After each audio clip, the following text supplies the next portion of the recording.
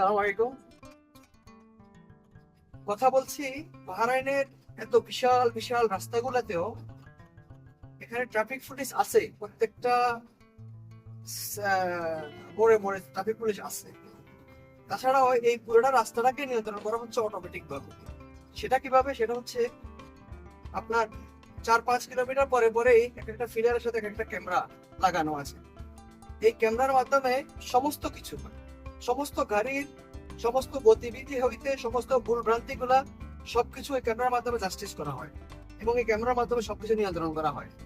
আর এই ক্যামেরা তো মানুষের হাতে নয় যে ইচ্ছা করলে কারো দিকে ধরবে কারো দিকে ধরবে না, তা নয়। এই ক্যামেরাটা এমন করছে, সেট করা হয়েছে যে আপনার গাড়ির স্পিড যত বাড়বে ততই গোটা ক্যামেরা ক্যাপচার করবে। আপনি যত ভুলভ্রান্তি করবেন ক্যামেরা সেটা ভিডিও করবে এবং অটোমেটিক আপনার ফাইন হয়ে যাবে। আর ফাইন যেটা, এটা ছোট মোটো ফাইন না, আপনার অনেক বড় আকারের ফাইন, যার কারণে সবাই এটা মেনে চলে। এই আইনগুলা, এই কানুনগুলা দেখেন, রাস্তার পরিচ্ছন্নতা এবং রাস্তার যে একটা সৌন্দর্য, কেমন রাস্তাগুলো থাকে, এই যে রাস্তার যে একটা সৌন্দর্য বা গাড়িগুলা কেউ কাউকে ডিস্টার্ব করতেছে না, প্রত্যেকের লাইন নিয়ম মেনে চলতেছে।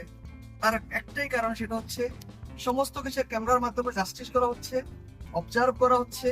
এই ক্যামেরার মাধ্যমে সমস্ত কিছুকে নিয়ন্ত্রণ করা হচ্ছে। তাই যদি মানুষের হাতে নিয়ন্ত্রণ হতো তাহলে হয়তো এভাবে সুশৃঙ্খল ভাবে সবাই চলাফেরা হয়তো করতে না। কিন্তু ক্যামেরার কারণে, যেটা কারো হাতে নয়, এটা অটোমেটিক আপনার আইডিতে আপনার ফাইন চলে আসবে এবং কি আপনাকে জরিমানা আপনাকে দিতেই হবে, এটা কোনো মাপ নেই।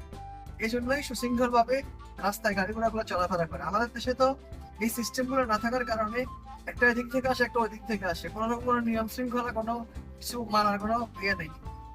তো এটাই হচ্ছে আসলে বাইরের দেশের সৌন্দর্য, যেটা সুশৃঙ্খলতা।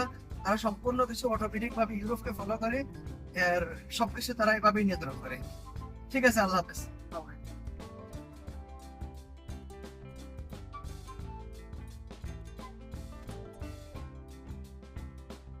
ওকে, এবার শুরু করে দেন।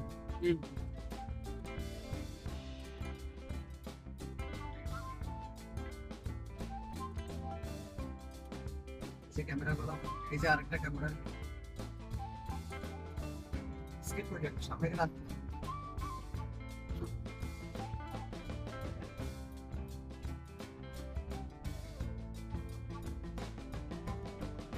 এই যে দেখেন ক্যামেরা গুলো কিভাবে ক্লিক করতেছে, কিভাবে ফোকাস করতেছে, কিভাবে ক্যামেরা গুলা ক্যাচ করতেছে, দেখেন।